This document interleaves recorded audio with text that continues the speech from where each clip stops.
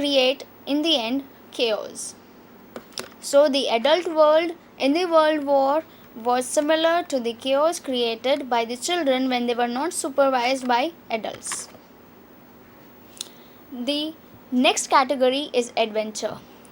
Usually, an adventure is a thrilling thing, and in novels, especially in fiction, it happens in unexplored places. For example, this island. So we, like the boys, do not know what lies there in the island. The suspense is not just for the characters but also for the readers.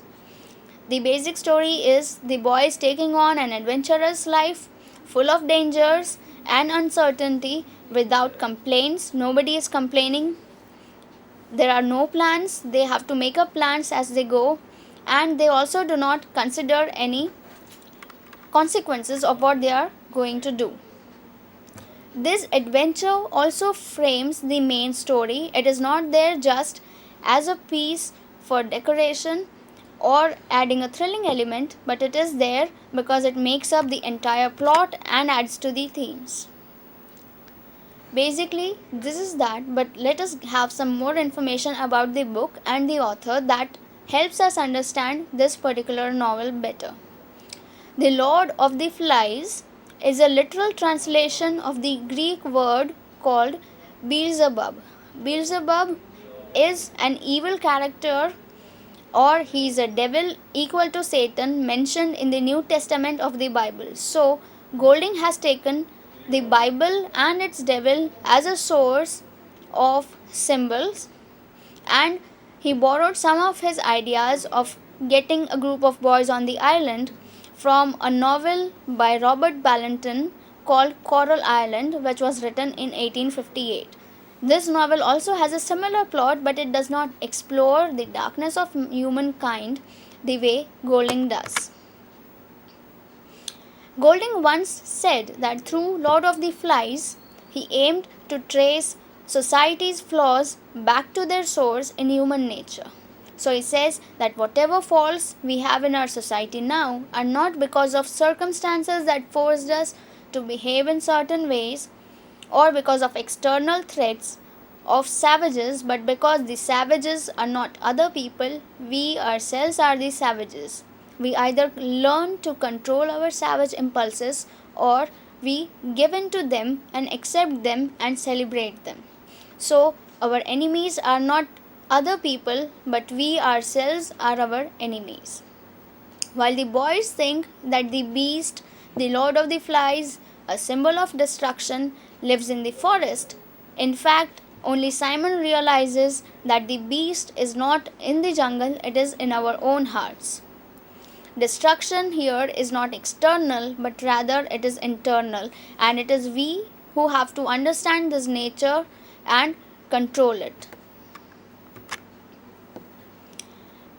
Why Golding wrote a book like this was he saw both the world wars. When World War I happened, people thought that this is the war to end all wars. That the destruction of World War I was so huge that people thought that they would have learned their lesson and they would never again have a second World War. But this was proved wrong, and within a decade there was an even greater, worse World War II.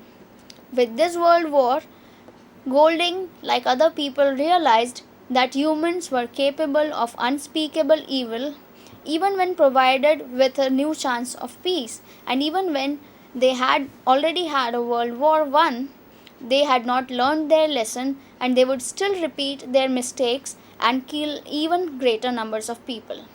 So the idea of reason as a guiding moral force died with World War II.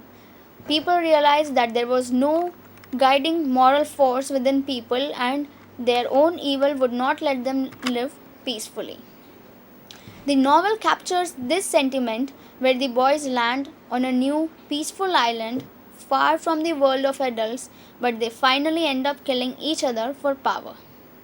This symbolizes our own world where it satirizes our claims of civilization, peace, progress and maturity. While we say that because of civilization and for these forces we have no savages, so much peace, so much progress and we are all mature. Golding says that we only need an outlet to display our evil, to display our cruelty, and that there is no goodness in most people, and given a chance, they would still indulge into violence even if they have a chance for peace.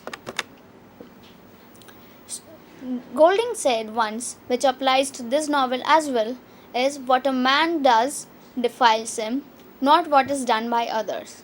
So, what is our nemesis or our enemy is not what others do to us, but what we do to ourselves. So, our enemies are not other people, they are not aliens, they are not animals, they are not nature, but humans themselves are their biggest enemies, and this cannot be corrected. There would be very few people like Simon who would understand this nature and who would accept this evil as a part of nature and learn to rise above such evil nature through the sheer power of character and goodness itself, rather than having laws that govern us and tell us what to do. This conscience is represented by Simon, where we believe we do certain good things because we genuinely believe in them and not because we are told to do or we are told to behave in a certain manner by society. Instead of using society as a moral guideline, we have to learn to use our own conscience, our own logical thinking as our guiding force. But Golding says it is not possible to help people do that, and it takes few selected people like Simon to actually reach that level of conscience.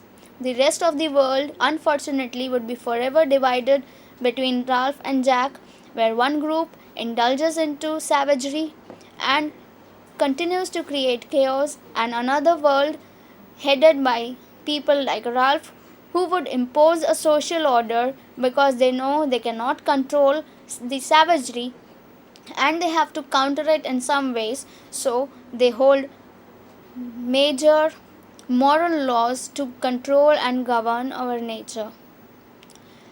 William Golding was an author who was disillusioned by the sickness of human mind and needed an outlet.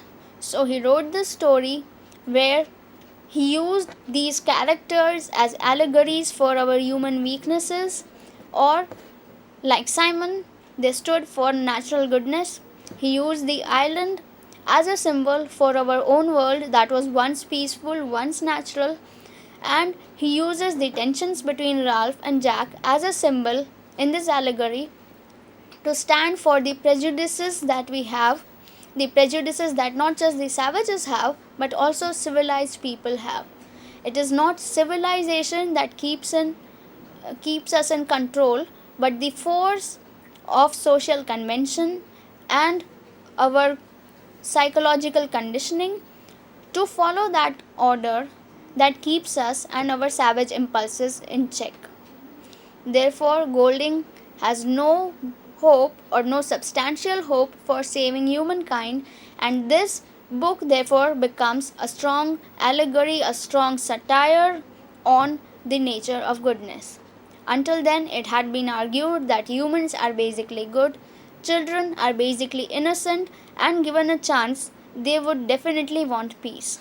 But with this situation, we realize and see Golding's perspective that humans cannot be corrected, that children are not innocent, they only need an outlet, and if children cannot be innocent or mature, adults obviously cannot be trusted to maintain their peace and world calm.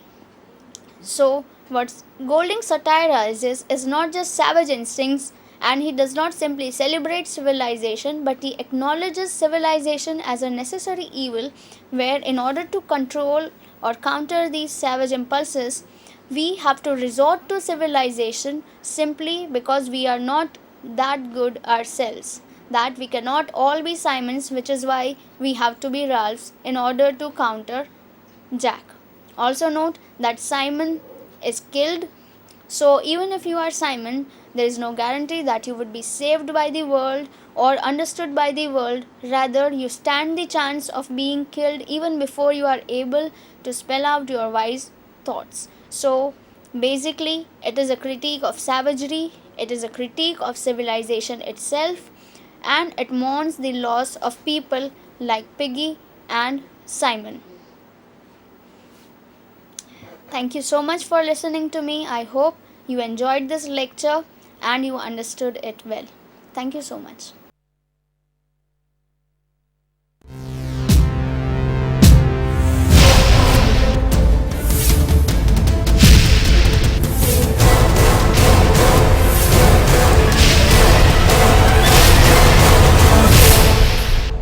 Sandhan, All Gujarat Integrated Classroom. સેટેલાઇટના માધ્યમથી જોડતી કડી એટલે સંધાન.